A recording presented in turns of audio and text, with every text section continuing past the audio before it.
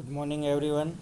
Mechanical એન્જિનિયરિંગના subject industrial એન્જિનિયરિંગના અંદર ચેપ્ટર નંબર 2 વર્ક સ્ટડીમાં લાસ્ટ લેક્ચરમાં આપણે ફ્લો પ્રોસેસ ચાર્ટનું એક એક્ઝામ્પલ સોલ્વ કર્યું. મેં તમને હોમવર્ક પણ આપેલું કે આ જે ફ્લો પ્રોસેસ ચાર્ટ તમને દેખાય છે સેમ ટુ સેમ તમારે સમજીને ડ્રો કરવાનો છે. ક્લિયર? આગળ વધ્યા આજના લેક્ચરમાં નેક્સ્ટ આજનો જે ટૉપિક છે એના વિશે આપણે ડિસ્કસ કરવાના એ છે પ્રોસેસ ચાર્ટમાં નોંધવામાં આવતી પ્રવૃત્તિઓનું વર્ગીકરણ. Classification of activities recorded in process chart. કે જ્યારે પણ તમે પ્રોસેસ ચાર્ટ તૈયાર કરો છો તો પ્રોસેસ ચાર્ટ તૈયાર થઈ જાય પછી જ્યારે તમે એનું એનાલિસિસ કરો છો તો કઈ કઈ પ્રવૃત્તિઓને નોંધવામાં આવે છે અથવા કઈ કઈ માહિતી નોંધવામાં આવે છે અને ત્યાર પછી એનું વર્ગીકરણ કઈ રીતના કરવામાં આવે છે તે.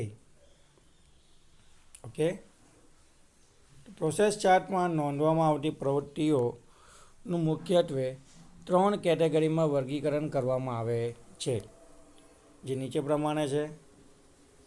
ઓકે, 3 પ્રવૃત્તિઓનું મુખ્યત્વે વર્ગીકરણ કરવામાં આવે છે, નોંધવામાં આવે છે.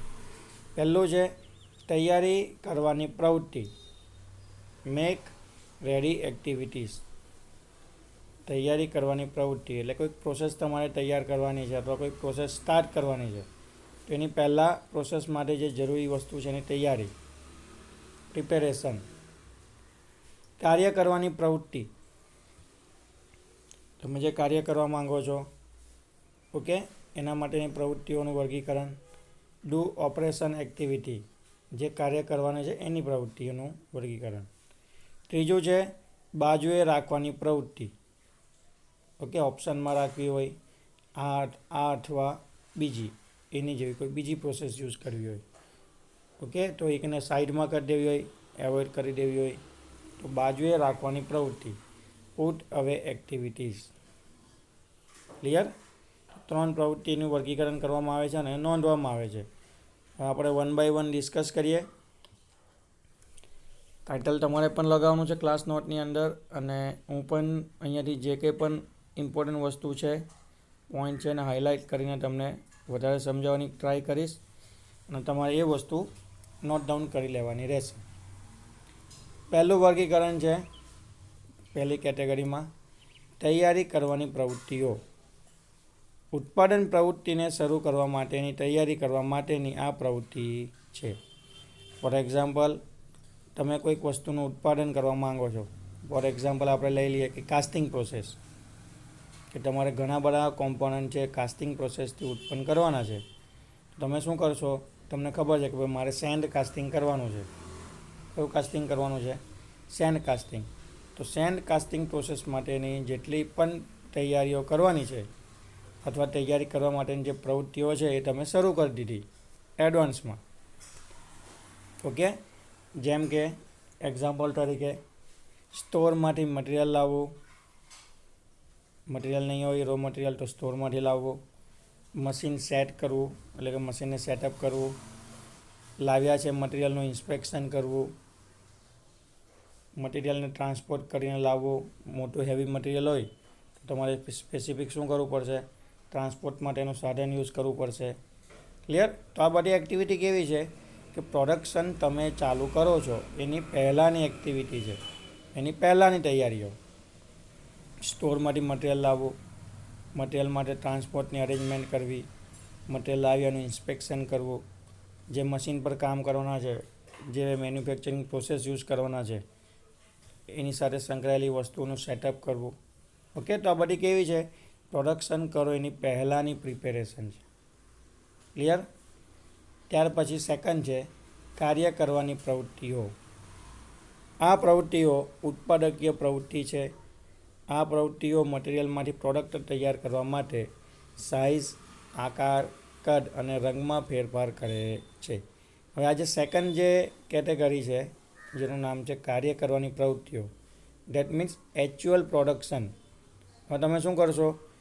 એકચ્યુઅલીમાં ખરેખર રીતના પ્રોડક્શન પ્રોસેસ સ્ટાર્ટ કરશો, જેની અંદર તમે રો મટીરિયલ લેશો, એની ઉપર સાઇઝ, આકાર, કદ અને રંગમાં ફેરફાર કરીને તમને જે આકાર જોઈએ છે એ લાવવા માટે ઘણી બધી પ્રોસેસો આ સ્ટેપની અંદર કરશો.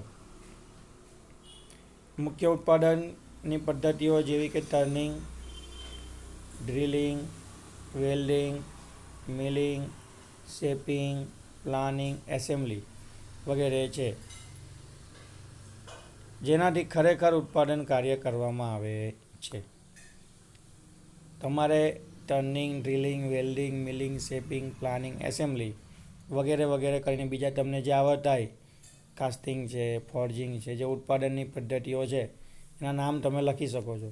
ઓકે, એટલું યાદ રાખવાનું કે જે ખરેખર ઉત્પાદન માટે વપરાય છે એ પ્રવૃત્તિઓના નામ તમારે આની અંદર લખવાના.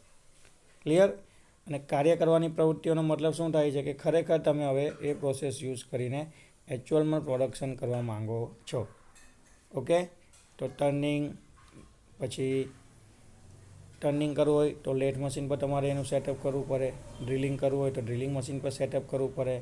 વેલ્ડિંગ હોય તો વેલ્ડિંગ પર સેટઅપ કરવું પડે. એનો જે કરંટ છે, વોલ્ટેજ છે સેટ કરવો પડે. અર્થિંગ લગાવવો પડે. મિલિંગ પર એનું સેટઅપ કરવું પડે. હવે તમે 5th સેમેસ્ટરમાં આવી ગયા છો. તમને હવે મશીન પર પ્રોસેસ કરવા માટે અથવા મેન્યુફેક્ચરિંગ કરવા માટે, પ્રોડક્શન કરવા માટે કયા પ્રકારના સેટઅપ કરવા પડે, કઈ તૈયારીઓ કરવી પડે એ તમને હવે એકદમ ઇઝીલી ખબર પડતી હોવી જોઈએ. તમને ખબર જ છે કે લેથ મશીન પર જ્યારે આપણે કોઈ જોબ બનાવીએ તો ત્યારે કેટલું બધું સેટઅપ કરવું પડે છે. ઓકે, તે દરેક પ્રવૃત્તિ એ આની અંદર આવી જશે, કાર્ય કરવાની પ્રવૃત્તિઓની અંદર. ઓકે, ત્રીજું છે આગળ બાજુએ રાખવાની પ્રવૃત્તિ. જ્યારે મશીન કે કાર્યસ્થળ પર ઉત્પાદન કાર્ય પૂરું થાય છે અને જોબને બીજી એક્ટિવિટી માટે અન્ય જગ્યાએ મોકલવાનો હોય છે ત્યારે આ પ્રકારની પ્રવૃત્તિ કરવામાં આવે છે. એક મશીન પર, એક કાર્યસ્થળ પર ઉત્પાદન કાર્ય પૂરું થયા પછી એને બીજા મશીન સુધી મોકલવામાં આવે છે અથવા બીજા ડિપાર્ટમેન્ટમાં જ્યારે મોકલવામાં આવે છે. ઓકે, મતલબ જ્યારે જોબ પોતાની જગ્યા બદલે છે મશીન અથવા ડિપાર્ટમેન્ટથી બીજા મશીન અથવા બીજા ડિપાર્ટમેન્ટ સુધી, ત્યારે આ પ્રકારની પ્રવૃત્તિ કરવામાં આવે છે. જેની અંદર મશીન પરથી જોબને ઉતારવો. મશીન બંધ કરીને તમે શું કરો છો? જોબને ઉતારો છો, ચકમાંથી છોડો છો. વર્ક ટેબલ પરથી એને છૂટો કરીને બહાર લાવો છો. મશીન અને કાર્યસ્થળની સફાઈ કરવી. આખું કામ પતી ગયું. હવે તમે શું કરશો? મશીન છે એને સાફ કરી નાખશો. તમારી જે જગ્યા છે એને સાફ કરી નાખશો. મશીનના પાર્ટ્સ છે એને સ્ટોરમાં મૂકવા. તમે કંઈ જીક્સ લાવ્યા છો, ફિક્સર લાવ્યા છો, સ્પેશિયલ અલગ પ્રકારનું કટિંગ ટૂલ લાવ્યા છો, ક્લેમ્પિંગ ડિવાઇસ લાવ્યા છો. ઓકે, એને ફરી પાછા સ્ટોરમાં મૂકી આવવાના કે જેથી બીજા કોઈને જરૂરિયાત હોય તો એ યુઝ કરી શકે. ટૂલ્સ અને ઓજારોને તેના નિયત સ્થાને મૂકવા. તમને એક જગ્યા આપી હશે તમારા મશીનની પાસે. ઓકે, એક પેટી આપી હશે અથવા એક અટેચી આપી હશે, ટૂલ બોક્સ આપ્યું હશે. તેમાં તમારા કામ પતી ગયા પછીના ટૂલ્સને અને ઓજારોને સાફ કરીને ફરી પાછા એની જગ્યાએ મૂકી દેવાના. ઓકે, મતલબ ટોટલી તમે જોશો તો બિન ઉત્પાદકીય પ્રવૃત્તિ છે.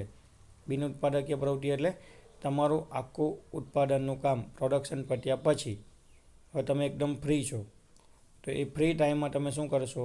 બાજુએ રાખવાની પ્રવૃત્તિઓ કરશો. બાજુએ રાખવાની પ્રવૃત્તિ એટલે અત્યારે તમારી પાસે કંઈ કામ નથી એટલે તમે આ બધું કરો છો. મશીન સાફ કરો છો, જગ્યા સાફ કરો છો, સ્પેર પાર્ટને બધું તમે સાફ કરીને પાછા સ્ટોરમાં મૂકી આવો છો. તમારા ટૂલને એક વખત ચેક કરી લેવો છો.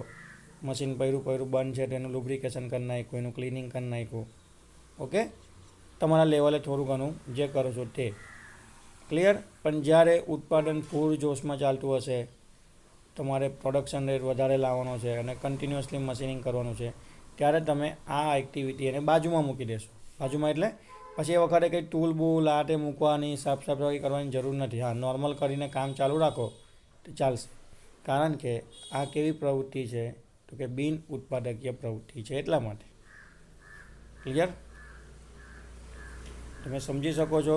પ્રોસેસ ચાર્ટ પરથી તમને આ 3 પ્રકારની માહિતીઓ મળશે. ક્લિયર? હવે આ જે છેલ્લી એક્ટિવિટી જોઈ એ તો એકદમ કામની નથી. ઓકે, તો તમે જ્યારે પણ પ્રોસેસ ચાર્ટનું એનાલિસિસ કરો તો એટલું ધ્યાન રાખવાનું કે જે બિન ઉત્પાદકીય પ્રવૃત્તિઓ છે ને એનો સમય ઘટાડવાની કોશિશ કરો અથવા તો એને 0 જ કરી દો. ક્લિયર? એટલે અહીંયાનો જે સમય બચશે એ તમે ઉત્પાદનની અંદર, પ્રોડક્શનની અંદર યુઝ કરી શકશો. ઓકે? અને તમારું પ્રોડક્શન વધશે, તમારું પ્રોડક્શનનો સમય વધશે અને તમે વધારે પૈસા કમાવી શકશો. દેટ મીન્સ વધારે પ્રોફિટ મેળવી શકશો. ઓકે? ચાલો આગળ. આ 3 પ્રકારની પ્રવૃત્તિઓને નીચે પ્રમાણે 2 ભાગમાં વહેંચવામાં આવે છે. ઉપર જે આપણે 3 પદ્ધતિ જોઈ, જે 3 પ્રવૃત્તિ જોઈ, અને ફરી પાછી 2 કેટેગરીમાં ડિવાઈડ કરવામાં આવે છે. ઓકે? પહેલું છે ઉત્પાદકીય પ્રવૃત્તિઓ, દેટ મીન્સ પ્રોડક્ટિવ એક્ટિવિટી, અને બીજું છે બિન ઉત્પાદકીય પ્રવૃત્તિઓ, એટલે કે નોન પ્રોડક્ટિવ એક્ટિવિટી. ક્લિયર? ઉત્પાદકીય પ્રવૃત્તિઓમાં ઓપરેશન 0 એટલે કે સર્કલથી દર્શાવી શકાય છે. ખ્યાલ રાખજો, ધ્યાનથી સાંભળજો. જેટલી પણ ઉત્પાદનની પ્રવૃત્તિઓ છે, ઉત્પાદકીય પ્રવૃત્તિઓ છે, એને આપણે ઓપરેશન એટલે કે ઓપરેશનનો સિમ્બોલ કેવો છે? મોટું સર્કલ, એનાથી દર્શાવી શકીએ છે. જ્યારે બિન ઉત્પાદકીય પ્રવૃત્તિઓ મતલબ ઉત્પાદન સિવાયની, મશીનિંગ ઓપરેશન સિવાયની, મશીન પર કામ થાય છે એના સિવાયની, પ્રોડક્શન થાય છે એના સિવાયની જેટલી પણ પ્રવૃત્તિઓ છે એ બિન ઉત્પાદકીય પ્રવૃત્તિમાં આવશે. જેમ કે ટ્રાન્સપોર્ટનો સિમ્બોલ કેવો છે? એરો. દર વખતે હું સિમ્બોલ નહીં ડ્રો કરું, ફટાફટ તમને યાદ આવી જવું જોઈએ. ત્યાર પછી ઇન્સ્પેક્શન, એનો સિમ્બોલ કયો છે? સ્ક્વેર. ત્યાર પછી ડીલે, એનો સિમ્બોલ કયો છે? ડી. ત્યાર પછી સ્ટોરેજ, એનો સિમ્બોલ કયો છે? ટ્રાયેંગલ. તો આ પ્રકારની પ્રવૃત્તિઓ મતલબ ઓપરેશન સિવાયની જેટલી પણ પ્રવૃત્તિઓ તમને પ્રોસેસ ચાર્ટની અંદર દેખાય, ટ્રાન્સપોર્ટ, ઇન્સ્પેક્શન, ડીલે અને સ્ટોરેજ, દરેકે દરેક બિન ઉત્પાદકીય પ્રવૃત્તિઓ છે. એ પ્રવૃત્તિઓ છે બધી બિન ઉત્પાદકીય પ્રવૃત્તિઓ છે. ઓકે?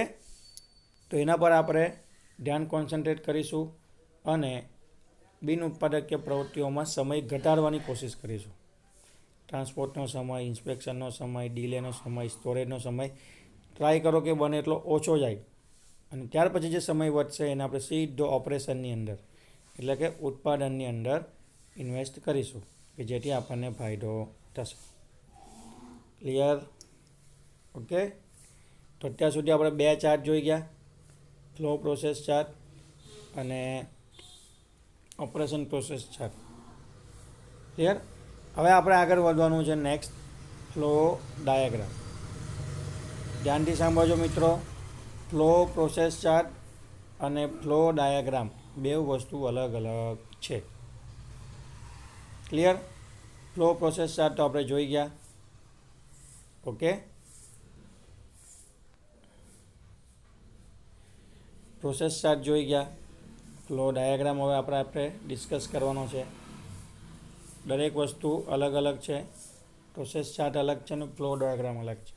તો ચાલો આગળ વધીએ. Flow diagram. Flow diagram workshop કે મશીન શોપ સહિત કારખાનાનો ફ્લોર પ્લાન છે. પ્રોસેસ ચાર્ટમાં આપણે શું ભણ્યા હતા? તો કે પ્રોસેસ ચાર્ટમાં આપણને ખાલી વર્કશોપની અંદર, મશીન શોપની અંદર કયા પ્રકારની પ્રોસેસ થાય છે એના વિશેની જ માહિતી આપતો ચાર્ટ છે. જ્યારે ફ્લો ડાયાગ્રામ શું કહે છે? તો કે ફ્લો ડાયાગ્રામ એ વર્કશોપ કે મશીન શોપ સહિત કારખાનાનો ફ્લોર પ્લાન છે. તમારું જે વર્કશોપ છે, તમારું જે મશીન શોપ છે, તમારું જે કારખાનું છે, એનો આખો ફ્લોર પ્લાન હશે. ફ્લોર પ્લાન મતલબ પહેલા માળ પર, બીજા માળ પર, ત્રીજા માળ પર કઈ જગ્યાએ કઈ રીતના મશીનો ગોઠવાયા છે, ક્યાં દરવાજો છે, ક્યાં લેથ મશીન છે, ક્યાં મિલિંગ મશીન છે, ક્યાંથી એન્ટર થવાનું છે, ક્યાંથી બહાર નીકળવાનું છે, ક્યાં વસ્તુ સ્ટોરેજ થશે, ક્યાંથી મટીરિયલ હેન્ડલ થશે, ક્યાંથી મટીરિયલ ટ્રાવેલ થશે, દરેકે દરેક માહિતી તમને ફ્લો ડાયાગ્રામ પરથી મળશે. ચોખ્ખું જ કર્યું ને તમને? તમારા વર્કશોપનો ફ્લોર પ્લાન મતલબ તમારા ફ્લોર પર જેટલી પણ એક્ટિવિટી થશે દરેકની માહિતી તમને ફ્લો ડાયાગ્રામ પરથી મળશે. કયા ડાયાગ્રામ પરથી? Flow diagram. આ પ્લાનમાં વર્કસ્ટેશન, મશીનો, ઇક્વિપમેન્ટ, સ્ટોર અને અન્ય જરૂરી માહિતીઓ દર્શાવેલી હોય છે. મેં તમને કીધું એ રીતના તમારી ફેક્ટરીમાં કઈ જગ્યાએ વર્ક સ્ટેશન છે, કામ કરવાની જગ્યા ક્યાં છે, કઈ જગ્યાએ મશીન છે, કઈ જગ્યાએ બીજા ઇક્વિપમેન્ટ રાખ્યા છે, ક્યાં સ્ટોર છે અને બીજી અન્ય જરૂરી માહિતીઓ ફ્લો ડાયાગ્રામની અંદર દર્શાવેલી હશે. ઉત્પાદન પ્રક્રિયા દરમિયાન મટીરિયલ અથવા વ્યક્તિ ક્યાંથી જાય છે તેનો માર્ગ પણ ફ્લો ડાયાગ્રામમાં દર્શાવવામાં આવે છે. ઓકે, તમારા મશીન ક્યાં ગોઠવાયેલા છે, ઇક્વિપમેન્ટ ક્યાં છે, સ્ટોર ક્યાં છે, ગોડાઉન ક્યાં છે.